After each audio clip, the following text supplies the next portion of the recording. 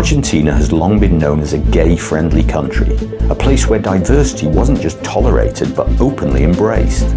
But has Milei's conservative rhetoric opened the doors to some of the darker elements within Argentine society? Welcome to A Bloke in Buenos Aires, with news and views in English from the capital of Argentina. Don't forget to like, subscribe and leave a comment. Last week saw a deadly fire attack on two gay couples in a boarding house in the BsAs neighborhood of Buenos Aires. Of the 4 women victims, 3 have died and a 4th is recovering in hospital. Members of the LGBT+ community are calling the attack lesbicide. The perpetrator seems to be a 62-year-old man who lived in the room next door and threw a Molotov cocktail into the room the 4 women shared. The man himself was treated in hospital for burns and then released into police custody, where he remains. Reports from other residents said that the man was openly homophobic and often argued with, insulted and threatened the 4 women. When they tried to escape the flames, the man beat them and attempted to push them back into the blazing room.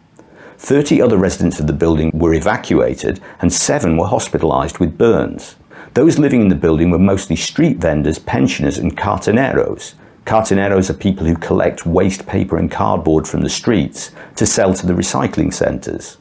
While the LGBT+ community have framed the murders as a hate crime, presidential spokesman Manuel Adorni said at a press conference that it was unfair to single out this one attack as being against a particular community and not to talk about widespread violence in society as a whole. On the whole, Argentina is recognized as one of the most gay-friendly countries in Latin America. Many openly gay people live in Buenos Aires, same-sex marriage has been legal since 2010, and there are many laws in place to protect members of the LGBT+ community from abuse and prejudice in the workplace. Even the Argentine Pope Francis has taken a more inclusive stance on the recognition of gay rights, a massive step for the usually very conservative Catholic Church. However, the new government of Javier Milei has been accused of pushing back against some of these freedoms and rights and promoting hate speech and intolerance online. Since taking office in December, under the pretext of budget savings, the Ministry for Women, Gender and Diversity has been closed, as has the government's anti-discrimination agency.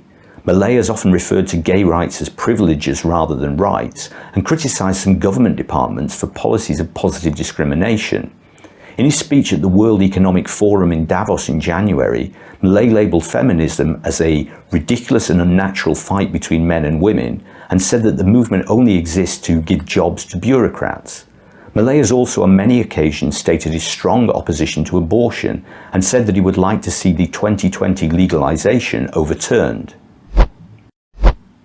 As a footnote to this video, seeing as how the presidential spokesperson talked about wider violence in society, there's been a sharp increase in overall crime since Milei took office back in December.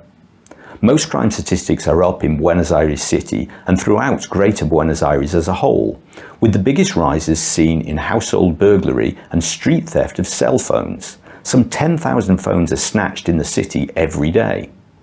Other crimes that are up include squatting, bicycle theft, and the organised theft of bronze and copper cables. Most worrying of all, though, has been an increase in the murder rate. There were 35 homicides throughout the Buenos Aires metropolitan area in a single month, a little over 1 a day. This is the highest murder rate in Buenos Aires since the 1970s.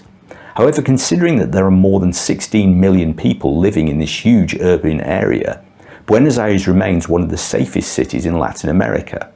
And an ordinary citizen here is less likely to be a victim of crime than in many North American cities. Thanks for watching. If you like this latest video, please give it a like. And if you're not already subscribed but want to see more content like this, just click on the button. If you want to support the channel, you can buy me a coffee in the link below. And until next time, que tengas un buen día.